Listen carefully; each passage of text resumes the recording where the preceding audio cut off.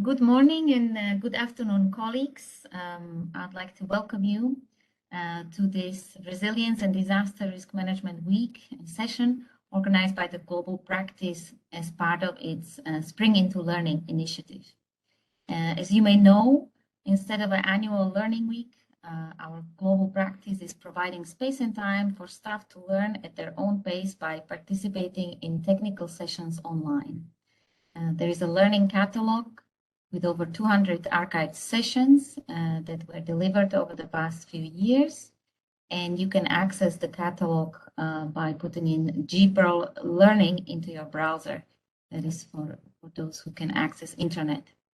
Now, I would like to really warmly welcome you to this session. We have a very nice lineup of speakers.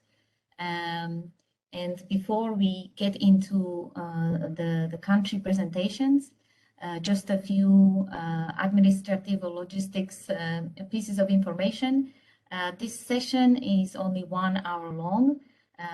Unfortunately, there won't be so much time for questions and answers. And this is why I would encourage you that if you have questions during the presentations, please put them in the chat. We will be monitoring and moderating the chat. And for those questions that we cannot answer today online, we will try to do that per email separately. And before I hand it over and we go into the different countries that we are going to cover today, namely Bulgaria, Turkey, and Portugal, I would like to just share a few framing highlights, so to say, that we can keep at the back of our mind while we then listen to the country presentations. So, as we know, extreme fires are the result of adverse weather conditions, but also poor planning and preparedness. We have seen that wildfire seasons have become longer and harsher around the world. And due to climate change, the area with high probability of wildfires could in fact increase up to 110%. When we are looking at the projections, they look quite bleak. The latest IPCC report notes that temperatures will rise in all European areas. And for the Mediterranean, there is a high increase in fire weather. And when we are looking at the potential impact on people under a 3% warming scenario, the number of people exposed to extreme fire danger for at least 10 days annually could increase by some 24%. Now, those are the projections. And before we jump in, I also wanted to provide a bit of information for those who might not know this term, wildland-urban interface, which designates a transition zone where the wildlands interact with human and their other activities. These are the areas that often in past events have generated great social and economic losses. And these losses happen when there is a lack of preparedness, but also lack of interventions, for example, to reduce fuel in these areas, but also improper housing or urban planning standards and regulations. I'm going to stop here. So that's enough for terms and definitions, a little bit of context, and I will pass to our first speaker, Daniel Kuhl, Senior Disaster Risk Management Specialist, who will tell us about wildfire risk as part of an initiative in Bulgaria. So, Daniel, over to you. Okay, thank you very much, Susanna. Let me just share my screen here. So is it coming up properly? Yes, we can see it. Please go ahead. Okay, thank you. So again, thank you for the introduction, and thank you everyone for joining. I want to talk a bit about the wildfire risk assessment we did under a RAS for Bulgaria. Just a bit about the RAS itself.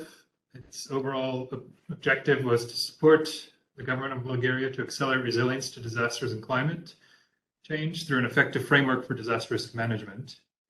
And we were really seeking to develop a national understanding on the economic risks and impacts of disasters and come to some kind of coherent national strategy to be able to manage disaster risks, mobilize the needed investment financing, and of course, critically in the European Union to meet EU enabling conditions for financing. There's 5 components to this RAS. You can see them on the screen there. We will talk today about the third component, which was the development of a national risk profile. But of course, all the components were linked. And I think critically, the component 4, which is a national disaster risk management plan, obviously was heavily influenced and informed by the national risk profile that I will discuss a bit today. So in terms of the development of the national disaster risk profile, we looked at multiple hazards, both natural hazards as well as human-caused hazards, as well as other ones, as you'll see in the list, which I'll show later.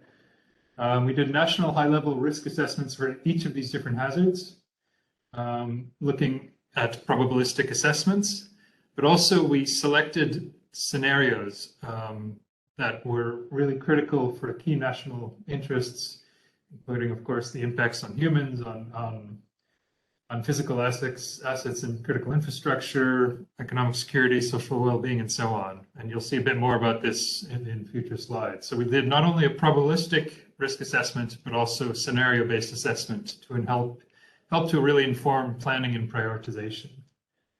It was quite an intense piece of work. We put together working groups for all of the key hazards, including wildfires, with about 130 experts across the different working groups. As you can see, there's a stepwise approach that we took for all the different hazards, looking broadly at the risk profile context and identifying what the real primary risks are, and then, of course, getting into the detailed risk analysis and evaluation of what that risk really means in the broader context of Bulgaria, and then finally looking at the risk management opportunities to help address the risks. So really the outcomes that we were looking for was a comprehensive assessment of natural and man-made disaster risks facing the country to inform, of course, DRM planning, and I think critically to build a common understanding of risk among key stakeholders. I think we tend to see often that one institution is more focused on risks directly relevant to them, but it's good to have all sort of a whole of government approach and whole of society approach where everyone really understands the different risks that the country and the people are facing. The risk profile, we took a consistent approach across all hazards, again, to try and inform policymakers, stakeholders, and the public to really provide evidence of what these risks are and what they mean. If you look at the table, you see the impacts that we assessed in terms of the scenario. So you'll see later that we had 2 wildfire scenarios among the several scenarios from different risks that we used. And we looked consistently across different criteria for impacts, whether it's physical security, of course, human well-being as well, critical infrastructure, economic impacts, and things like that. So you can see the list there of the different impacts that we assessed. And of course, not all hazards or not all risks would deliver an impact on these different subcategories, but together you give an overall profile of what the risks of the country really are. So now moving to wildfires, specifically in Bulgaria. You may not know this, but it's one of the most frequently occurring phenomena in Bulgaria, and it poses quite a big risk, which you'll see in the results. Personally, I was surprised to learn this. I'm not a wildfire expert, but looking at sort of the media reports over the years, you think of Greece, Turkey, Portugal, and so on as being the big wildfire hotspots, not to use a pun, but Bulgaria too suffers significantly from wildfires. And although the financial losses are not huge, the estimated annual loss is about 5 million in local currency, which is only about 2.5 million, I think, in euros or US dollars. There are still a lot of higher losses in terms of long-term damages to ecosystems and environmental impacts that are more difficult to quantify financially. So here you see a map of Bulgaria showing the fires over the last about 20 years. You see there's been a lot of wildfires of different scales. You see there are some regions where they are much more frequent, but that it is actually a risk that covers most, if not all, of the country. So as mentioned, throughout the risk profile development, we took sort of two parallel approaches. One was to do a countrywide risk assessment, probabilistic risk assessment. And here for wildfires, we also used machine learning, which we didn't actually use for the other hazards. And then to also look at two scenarios in the case of wildfire that were really useful to help prioritize potential investments and interventions. One scenario was a high impact forest fire, so with about a little over a 20-year return period. The other scenario we looked at was a lower impact but more frequent grassland wildfire scenario. So all of us are familiar with sort of the formula to calculate risk, where we pull together hazard, exposure, and vulnerability. For hazard, for wildfires, we break that down further into wildfire susceptibility, which explains where wildfires are expected to happen. And that's where we used machine learning to really look at some of the predisposing factors combined with past fires to understand where the highest potential is for wildfire to occur. And also, as part of the hazard component, we looked at fire line intensity, where wildfires can be very disruptive. And there we used more of an empirical model, looking at the fuel load and characteristics to really understand the potential rate of spread in dry and windy worst case scenarios. This, of course, we then combined with exposure information as well as vulnerability in terms of human, economic, and environmental assets at risk. Just to get an idea for the susceptibility mapping, again, where we use machine learning, some of the inputs that we used, of course, the observed fires, the map I showed you before, which shows where the fires occurred, which were then compared through machine learning to these predisposing factors. So looking at the topography, looking at the land use and land cover, temperatures and precipitation, and then, of course, distance from roads, settlements, and crops, as well as the existence of parks. I think one thing to keep in mind is we didn't always have a lot of very high resolution local data. And this is where the machine learning came in to be very useful to really help identify risky areas or susceptible areas, even without a very high resolution data. I think this is where machine learning adds great value, not only for wildfire assessment, but for a lot of the different activities we pursue in risk management. Of course, in terms of the vulnerability, we looked at settlements, cultural assets, of course, agricultural facilities and things like that. So to use the machine learning, as I mentioned, pulled together a number of different what we call predisposing factors, which are sort of shown in a map form on the left, compared them to past fires to really quantify what was the most susceptible. And again, this is where machine learning was really added a huge value. Obviously, this kind of assessment could in some form be done by human brains, but it's a lot faster and a lot more robust using machine learning. And this produced a susceptibility map, which I show here in a bit higher scale. And you can see that there are certainly parts of the country which are much more susceptible to wildfires versus others. And this is obviously a key piece of information, which we then, to find the hazard, combined with the potential fire line intensity, which, as Susanna mentioned, really shows the interface between where wildfires can occur and critical elements of human impacts on the environment. When you combine all these together, as well as with the exposure, the location of elements at risk, as well as their vulnerability to wildfires, we came up with this map, quantified map of risk to highly valued resources and assets. And you can see, again, there are some pockets of extreme high risk in different parts of the country. There are some areas that are less of low risk, but generally there are wildfire risks throughout most of the country.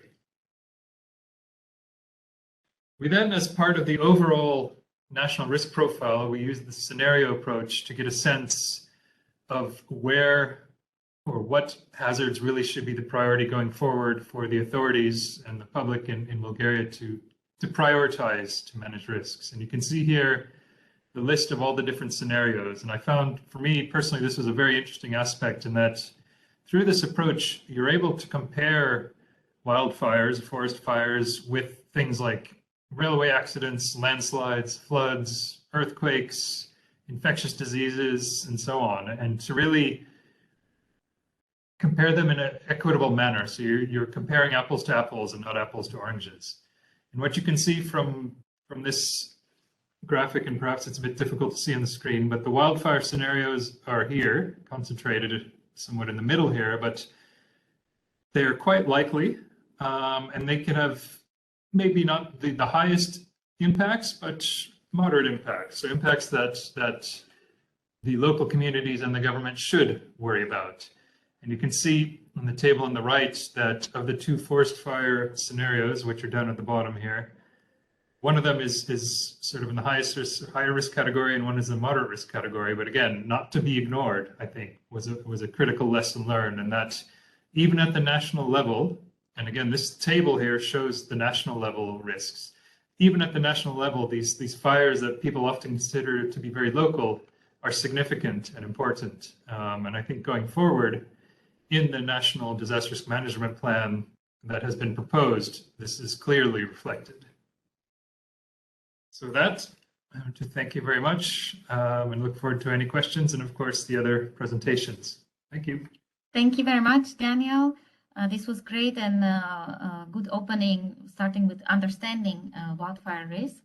Now we're going to move to the example of Turkey and to Stavros, who will explain the approach that the team took in the aftermath of forest fires, when they were looking kind of in a way backwards to understand the causes and the gaps that might be there in wildfire management. So Stavros, over to you. Thank you, Zuzana. Just to check, can you see my screen? Yes, we can see. Okay. So I'm going to present you today this experience, which is more in an operational context rather than an analytic, let's say, an analytical exercise. We basically carried out a quick diagnostic based on existing frameworks to quickly structure our engagement with Turkey after the forest fires that occurred last summer,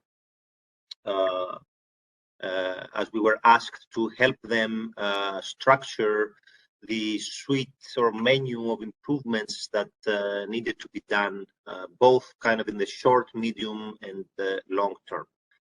So just to let you know up front, this was not some sort of very elaborated, sophisticated analytical exercise, but we used literature review, including reports, news, data, available data sets. We did key informant analysis, and we used expert judgment. We have a very seasoned advisor on forest fires in the unit that helped us structure this work. So trying to move the slide here.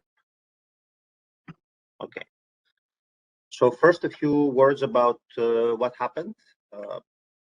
It was the worst wildfire season in the country's history. I think this is important to highlight as much as possible. It was quite unprecedented. The fires started in July 28. They lasted about 2 weeks, and they started in the Antalya province in the southern Turkey. And the Mediterranean region is the area of highest fire risk in Turkey. 300 fires burned across a 2-week period and in multiple fronts, and that's a key element because that was critical in surpassing the suppression capacity of the government. And there were so many fronts that there were a lot of suspicions and in the media that these were also driven by terrorist attacks, but then later they were questioned. The burned area is huge. It's the biggest burned area ever in Turkey. It was estimated at 170,000 hectares. The last time we looked, current estimates might be even higher. This is 25 to 30 times higher than the average between 2008 and 2020. During that period, the average was 7,000 hectares. So, about 50 or 70 to 50 years ago, there were also big fires in Turkey, but then there was like a big fire transformation that took place, and there were very little fires for a long time, around 2,000 hectares. Starting in 2008, they started increasing a bit, but they were always controlled and staying around 7,000 hectares. And in 2021, we had this catastrophe happen. And of course, due to climate change, as Susanna mentioned, these kind of events are expected to, the risk of these events is expected to increase. So the causes of the fires, I think, can be summarized in two very simple points. One is weather, the physical conditions, and the other is preparedness, which is the human conditions. It's important to stress that there was pre-existing fire weather going on for a long time. May was the hottest month in the last 50 years. There was an extreme heat and dry weather going on, and very high winds at about 50 kilometers per hour. The temperature were 3 to 6 degrees Celsius above normal, and in many areas there were above 40 degrees Celsius for days. So as you can imagine, given these levels of weather that prevailed in July and August, any fire that is not quickly suppressed in these conditions can rapidly burn beyond the limits of suppression capacity. And with these levels of intensity, they are sufficient to defeat any level of attack unless the fire is suppressed very quickly. And that's why when there are multiple fronts and it stretches the capacity of the forces, the suppression forces, it is very likely that a firefight will ensue and will last for days. There are also underlying reasons, of course, very common in temperate regions.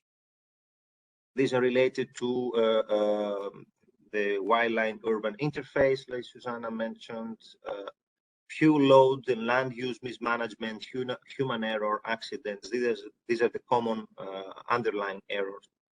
90% of all fire causes in Turkey are supposed to be anthropogenic, and only 10% of light is natural due to lightning. But importantly, only 60%,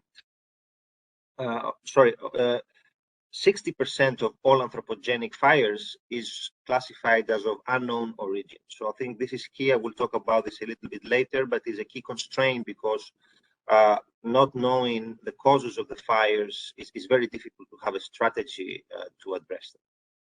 And the management causes are under investigation by government authorities. As you can imagine, there was a lot of blame game in the media going on. There were criticism that the government did not use the budget that year for fire suppression and fire management. They had criticism about the Air Force and so on, that were causes of a lot of debates at the national level. So a bit quickly about the impacts. These were also unprecedented, 17 casualties. There's also firefighters that died. There was a Russian plane that crashed. Tourists, thousands of tourists were evacuated from tourist resorts in Bodrum. It was right in the middle of the tourist peak season. A lot of forest villagers were also evacuated. Thousands of livestock, farms, forests, and homes destroyed. There was also a power plant that was deactivated. And because, of course, Turkey is a very culturally and historically rich area, A lot of museums were also affected, and flora and fauna, of course. So the government had a very immediate response, declaring these areas as affected by disasters. A lot of forces were deployed, about 5,000 staff, 1,000 vehicles, and so on. International help was accepted, and they pledged to rebuild and restore very quickly both the people affected and the areas affected. Fires were under control by the 12th of August officially, but as I said, there was a lot of media criticism, particularly on the issue of the Air Force and the use of airplanes, which we will talk in a little while. So the first thing that we did was to do an analysis of the current situation, look at the strengths and weaknesses of the current fire management capacities. So Turkey is actually quite good in forest management. As I said, they've been managing to keep forest fires at a very moderate level for years, and this was quite unprecedented.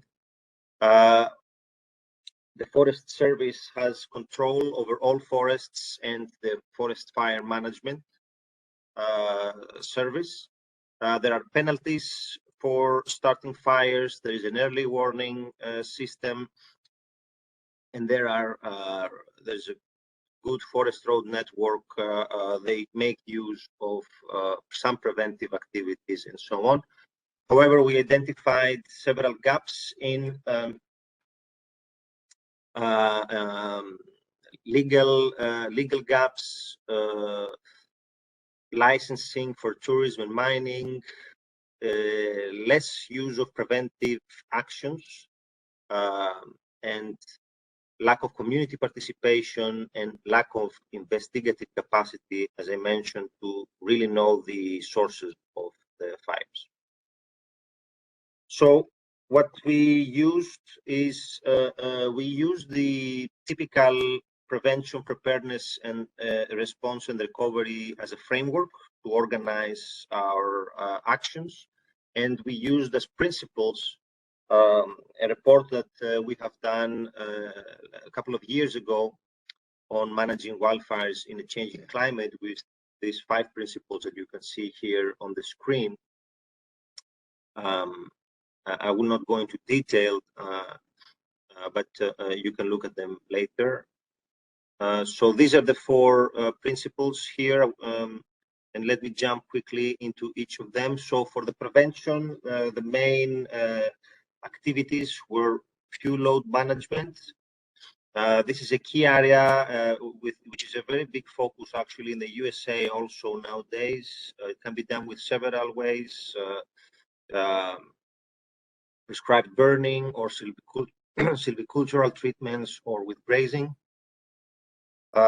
Training and education programs for communities, because this was a big lack, as you know, usually the fires start from the residents within and around forest areas.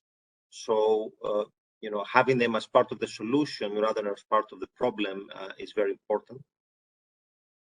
Most of the focus was on preparedness activities. So first of all is having an incident management structure. There is a very good model from the USA that was replicated in Canada and in Australia, all countries with a lot of fires. But in Turkey, we saw, while the Forest Service is very strong, but the coordination with the municipalities and with local governments could be strengthened.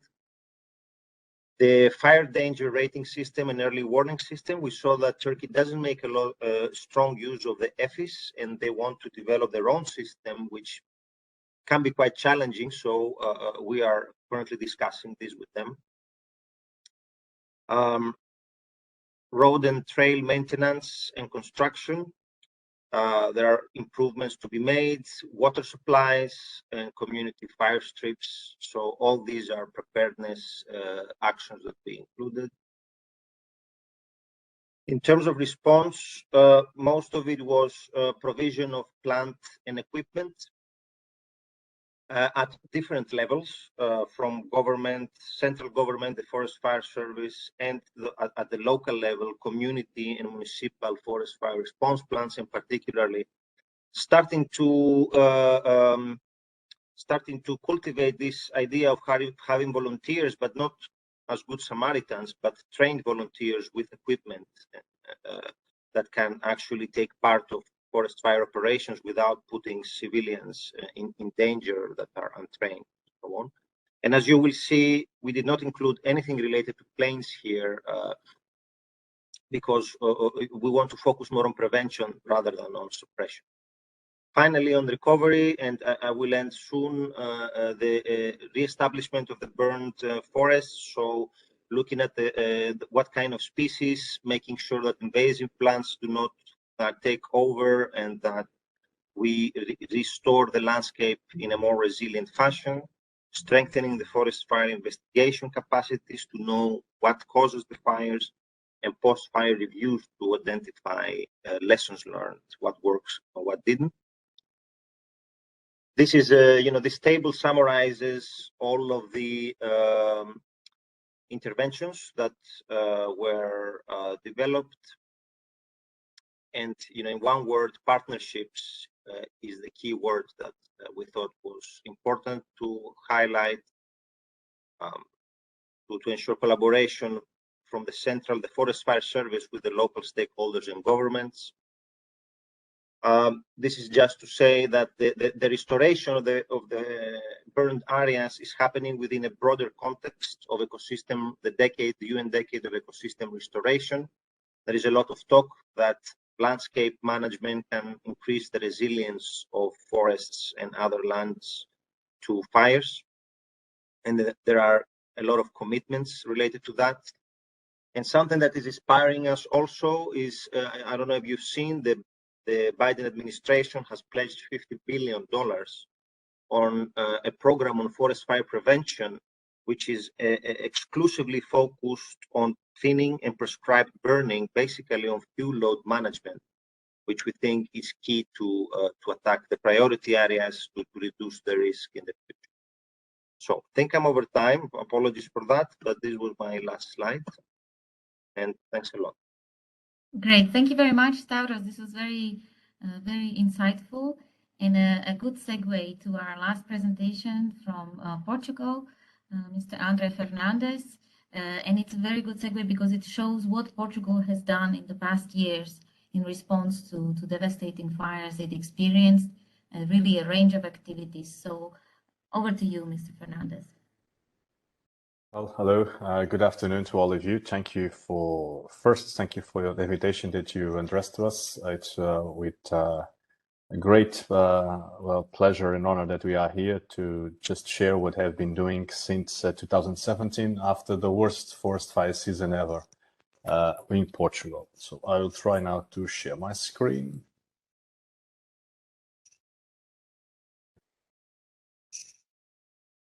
Okay.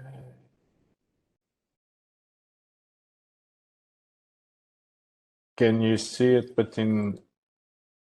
Okay.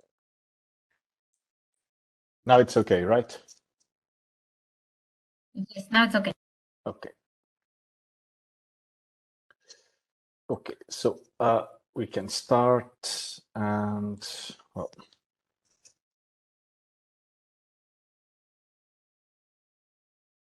oh, what is happening? You can see, but with the, okay, that's okay, I think, not yet. Again, okay, now it's okay. Hopefully.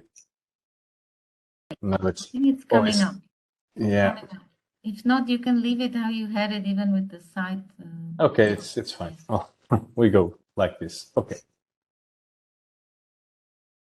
So just to let you know what happened, well, the base, how is our territory, our lands, 2017, the worst fire season ever.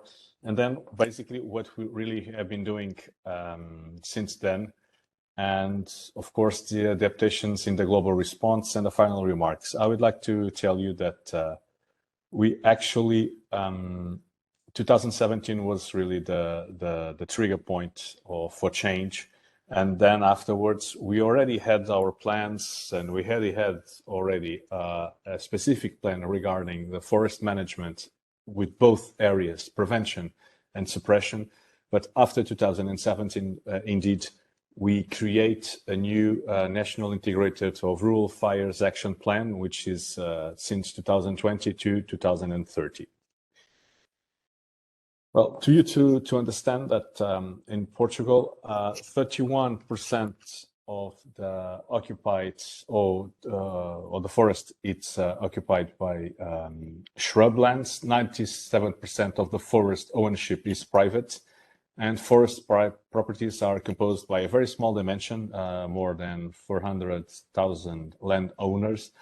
And we have a high rural population migration to main cities, which means our rural areas were left a little bit without population.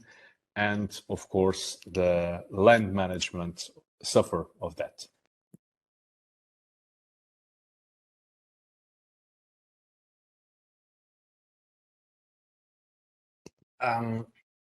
And above that, we have still lack of cadastral information of land ownership, which means that basically in more than 70%, we don't know what, at least 70% of the land, we don't know who is the owner, which it becomes a little bit more difficult to management, of course, the forest. Lack of management dimension of the property, which means we have a small property and not large properties, as I told you. Lack of opportunities for population fixation, which means population have basically to the coastline. So it's a long process of just left behind the rural area and become more cities. And of course, the migration of population from rural areas, and it requires a multi-sectors approach. So basically, we have lack of people in rural areas that can take care of the land. In 2017, we had the most deadliest fire season ever registered in Portugal. 109 civilians were killed, 1 firefighter, 1 helicopter pilot, and 1 bulldozer operator. We had low levels of precipitation during winter and spring, and high values of temperature during summer months, along with strong winds from the north-northwest. And we had, at that time, a very high availability of fuels with very combustible or very low fine fuel moisture in this content. And I would say that in 17th of June, with the fire of Pedrógão Grande that killed almost 60%, it really was a big shake for us. You can imagine lost 60% in one forest fire. It's well, it's overcoming. And after that, we had the blaze. Actually, I could say that the fire of June, the Pedrógão Grande, was the first downburst ever verified in Portugal. And then in the 15th of October, we had a blaze, and I will just tell you just some figures here. In the 15th of October, more than 230,000 hectares were burned on that fire in one day, in 24 hours. This is just a picture for Pedrógão Grande, which you can imagine the area affected. It starts with one fire, and then we have more 3 fires simultaneously, and then we had another fire not far from there. So basically, it was 5 big emergencies that we have to deal with. So the total burn area was almost for 50,000 hectares on more or less 3 days.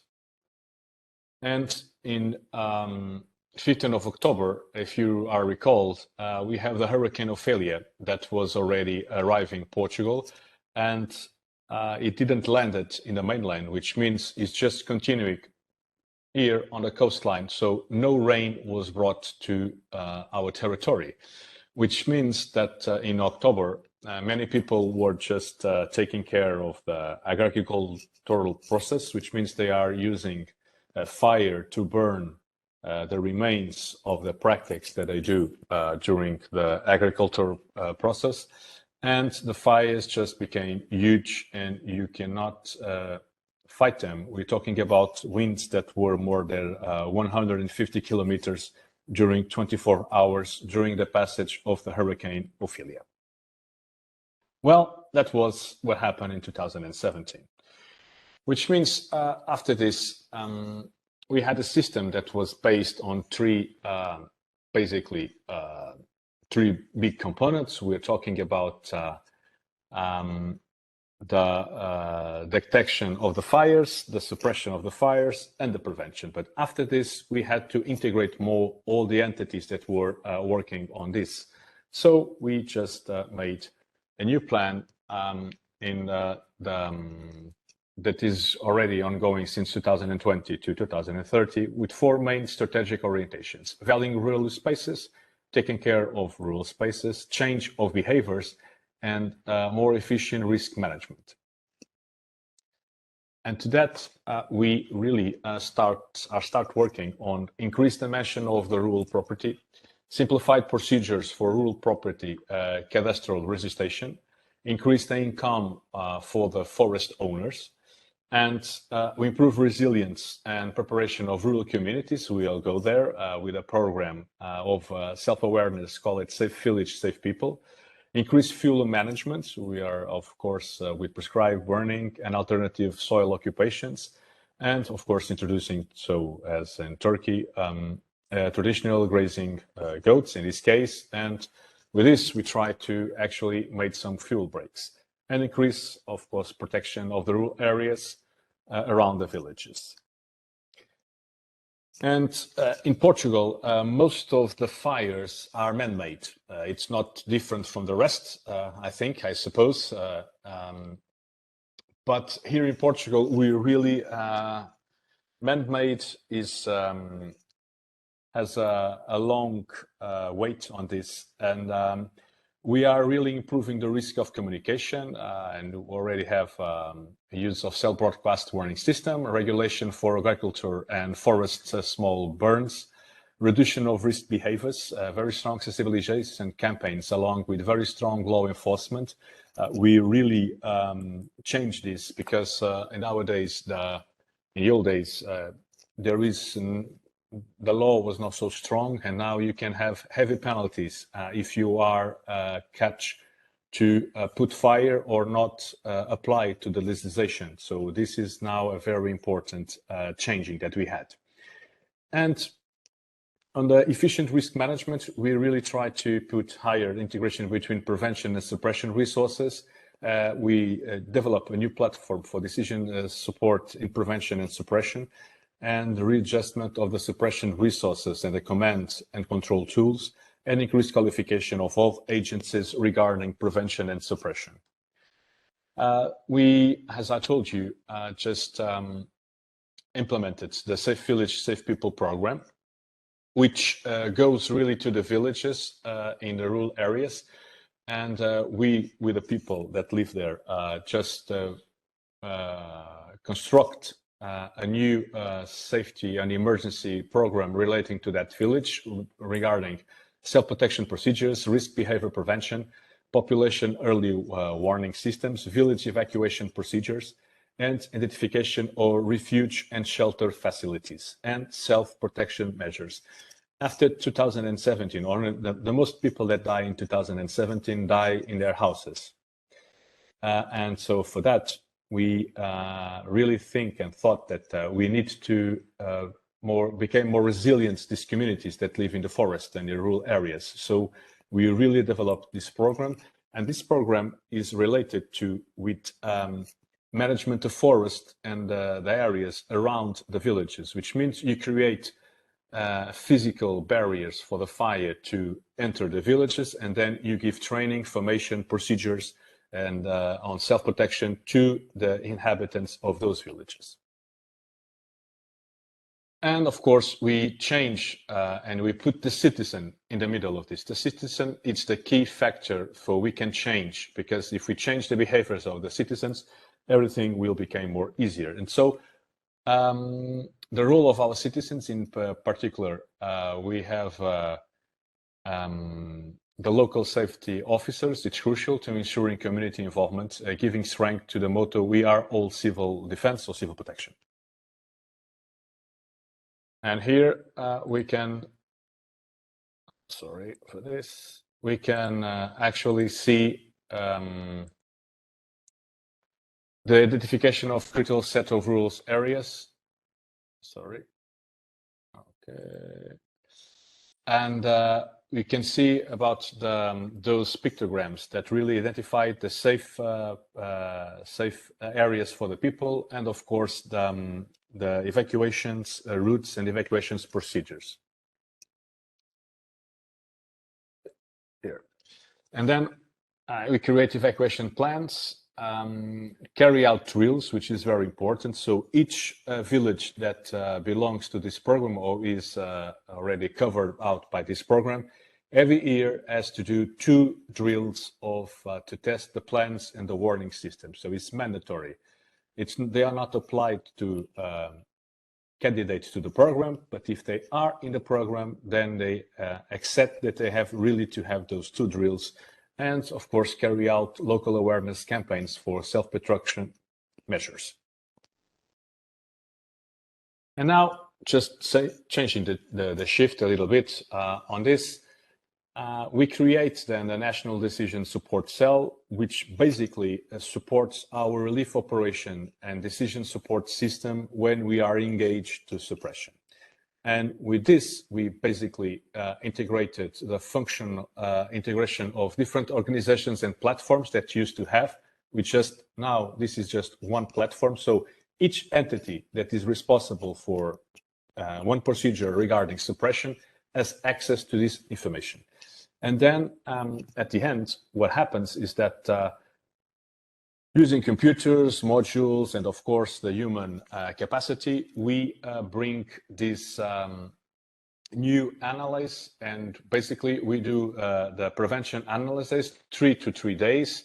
This cell produce maps and produce basically orientations regarding the analysis or the potential of the fires that can run on the territory.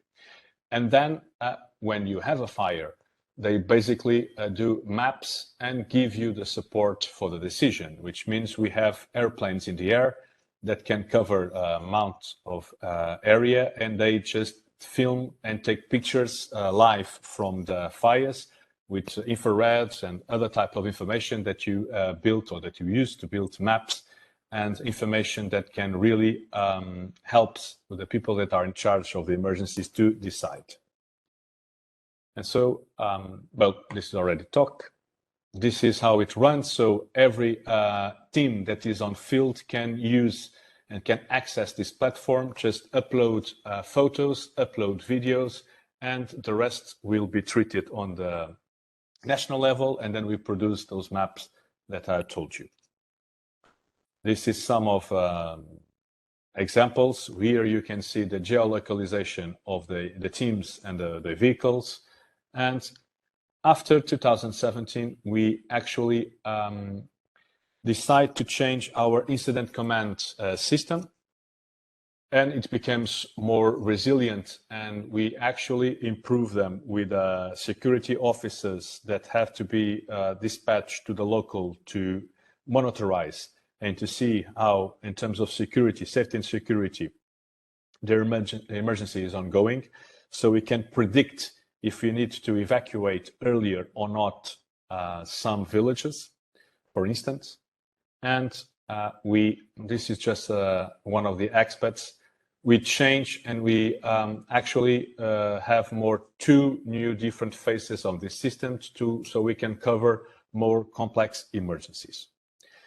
And then we improve our training information for all agencies that are engaged, even in prevention and of course, on suppression, using virtual reality tools, using these modulation tools with universities, so they can really go there and see how the examples of the different types of fires, different type of development of the fires on different types of valleys. Well, we do a lot of simulations.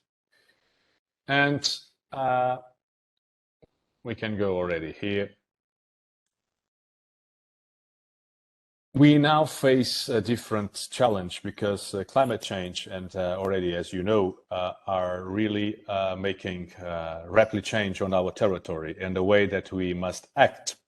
Portugal already had been struck by 4 or 5 hurricanes, but for the past 10 years, we've been struck for 4 hurricanes already, and one of them didn't make a landfall on our mainland, which means it became, or it was one of the causes for the blaze in the 15th of October.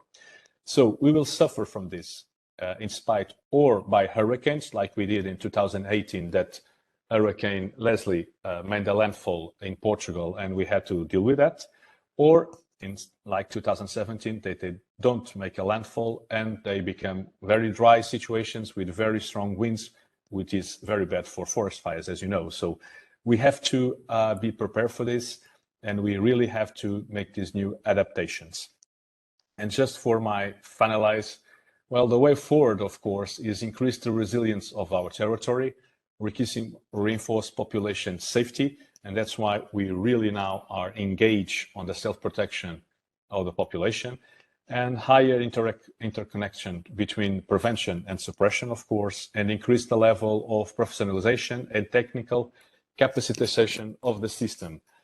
And with that, we will increase the level of expertise, intelligence on wildfire suppressions. And that's our way forward. And I will now finalize because I think I already passed my time, and sorry for that. This is just an example what has happened now. And you have the pledge to go see in the glacier, and then you reach there, it's just a glacier, which is a brand of ice creams. So this is reality now. Things are really, really changing, and we really need to together to work more closely to become more resilient. And thank you for your attention. And sorry for this informatic, not so well, but thank you. Thank you very much. That was really nice ending, but overall the presentation, it's so comprehensive. That's why you had a bit more time, because you really covered everything from community level to technical, GIS, decision making, bringing together institutions, capacity building, improvement of equipment, looking ahead. So it was very comprehensive. I want to give just a few minutes opportunity also to participants. If they have any questions, then they can also write them in chat or just come in.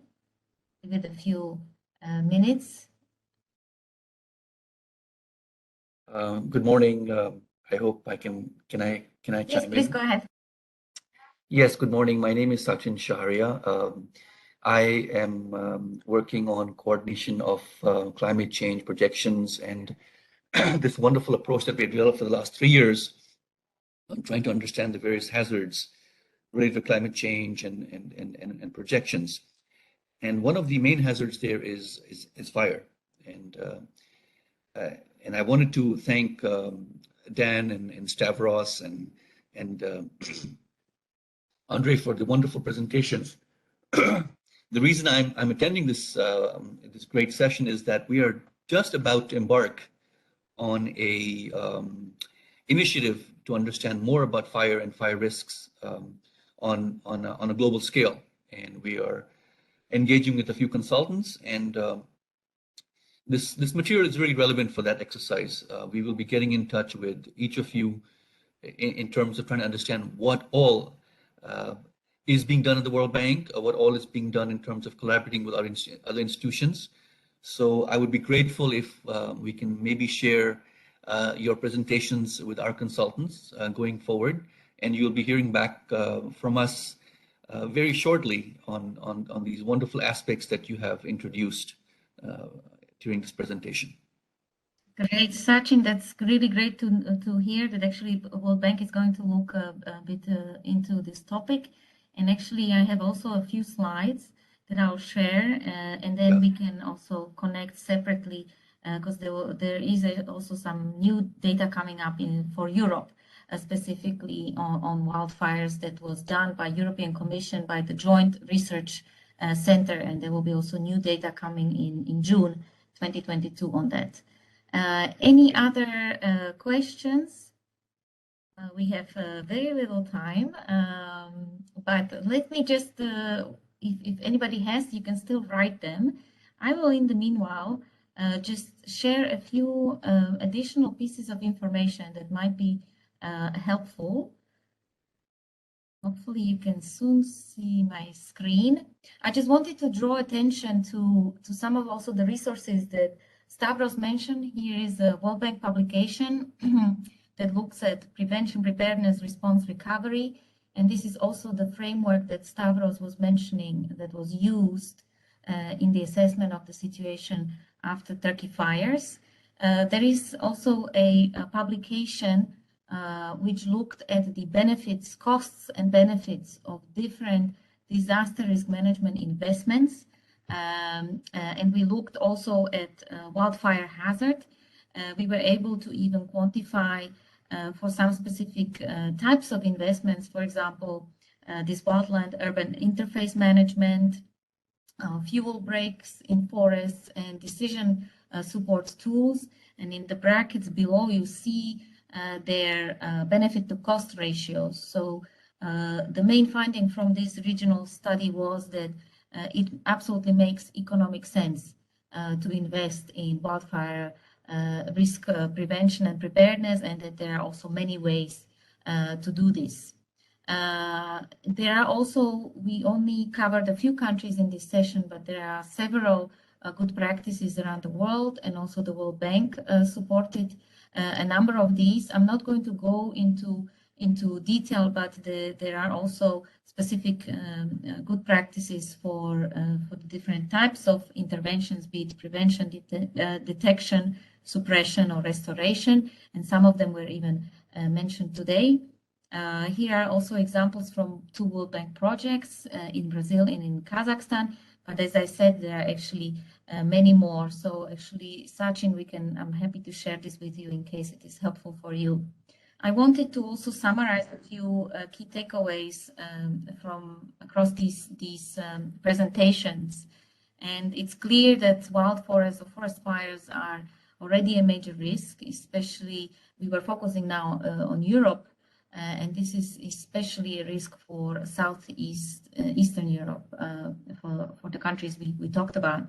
Climate change is expected to exacerbate the occurrence of extreme events, of fire weather, and hence also of these very tragic major wildfires. We have seen from the different examples that the impacts can be prevented or significantly reduced with the right fire smart approaches. I'm not going to go into details, but there are many ways to actually do it. We've seen, maybe the full range in Portugal of the types of activities that are being done. What we see is that investments in fire prevention can make economic sense and bring multiple benefits for the society, especially if partnerships, for example, as it was highlighted for Turkey, but also with communities. There is a strong partnership with the communities at risk, like we saw in Portugal. And overall, I would just mention that there is really a lot of knowledge and experience available. So for those that are looking for good practice examples, there is a lot to learn from, whether it is global tools or country experience. So that would be kind of in a way a summary. We are now just about to finish, so any final remarks anybody would like to add? I know that Turkey is very interested, Andre, in learning more about Portuguese experience. So if it's okay for you, I would like to put you in touch directly with Stavros. That's okay. No worries. We are here to support each other. Great. That's good. And also, Sachin, as I mentioned, I will get in touch as well with you. Good. So thank you. Look forward to hearing from you. Thank you. Great. So thank you very much, everybody, to the speakers for their time and participants. And a short recording will be also available for those who are not able to join. So thank you very much. And also many thanks to Soraya, who has helped set up and also moderated and kept us on time. Very well done. Thank you very much, everybody. Okay, thank you.